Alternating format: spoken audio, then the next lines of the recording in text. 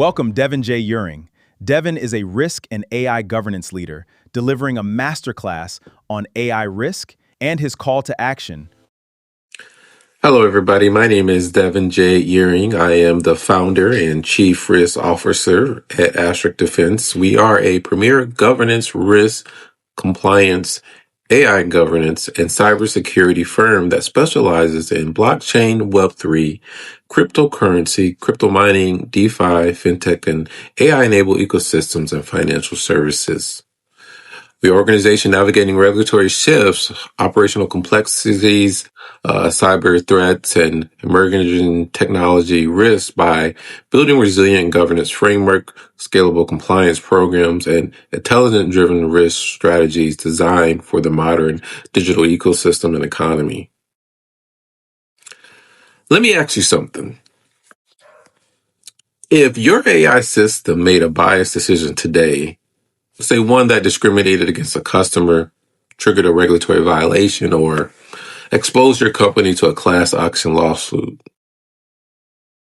who in your organization would know about it?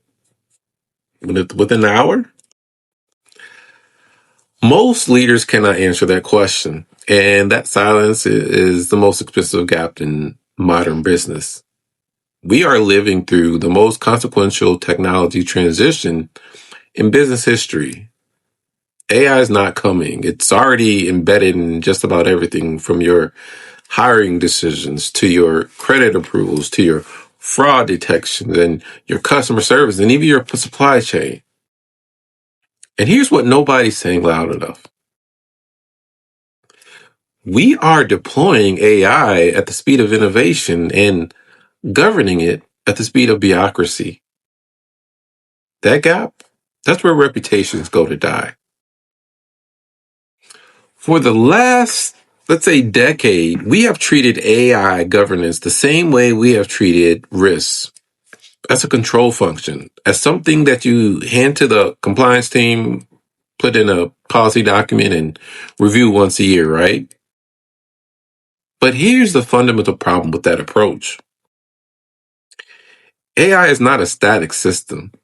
It learns, it drifts, it reflects the data that it was trained on, which means it reflects every bias, every gap, every assumption that was baked into that data.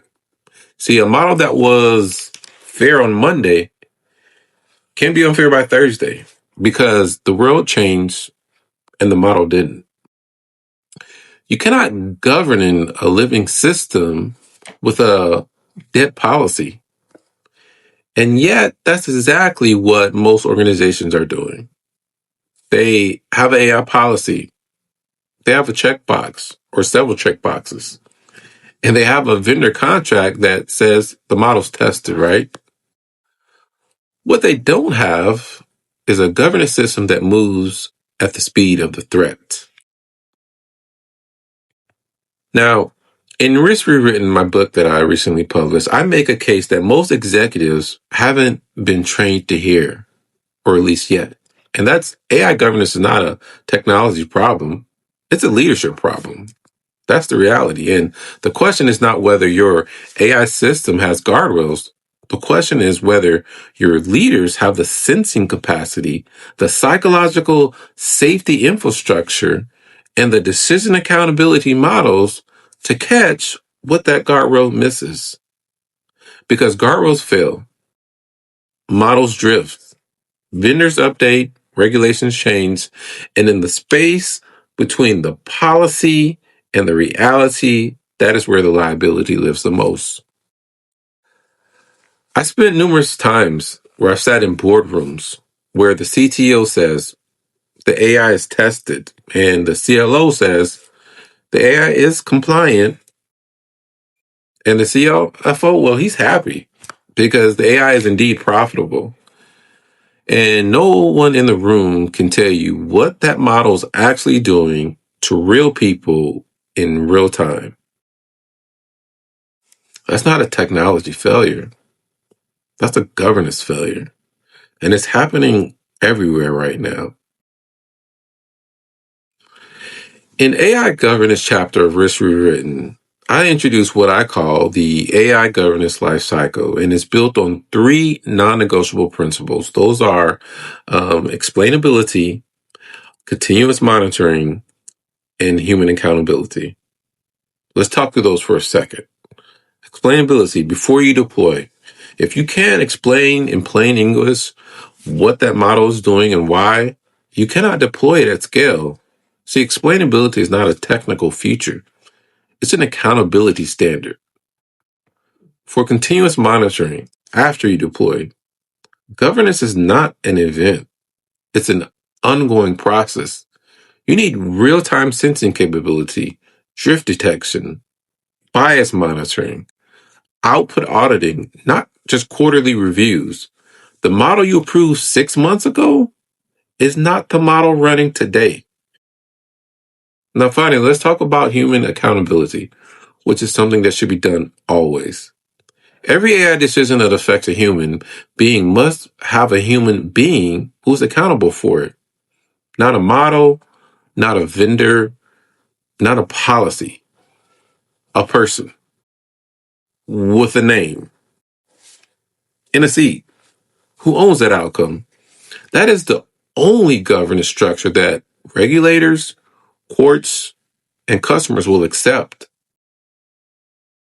Here's what the next 36 months looks like for organizations that do not build a proactive AI governance. Regulators look at it this way, and the framework reads this way. Regulator and regulatory exposure from the EU AI Act to the NEST AI RMF framework, also what's coming from SEC and the FTC, will move from guidance to enforcement. The organizations without documented governance framework will be those first examples. Third-party AI risk will compound. Most companies don't even govern their vendor's AI. They just simply accept the vendor's attestation. That will not be enough when the vendor's model produces a discriminatory outcome inside your product. And reputational damage from AI failures will be permanent, unfortunately.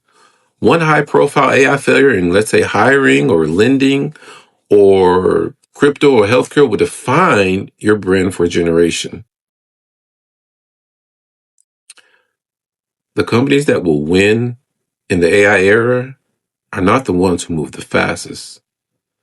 They are the ones that move with the most governance intelligence. Speed without accountability is just liability at scale. I wrote Risk Rewritten because I spent 15 years watching leaders treat risk as something that happens to organizations, not something that organizations can see or choose to see coming. AI changed those stakes. The threats are faster, the decisions are automated, and the consequences are very much human. And the leaders who understand that AI governance is not a compliance obligation, but a competitive edge, those are the leaders that will define this era. Risk is not the enemy. Complacency is.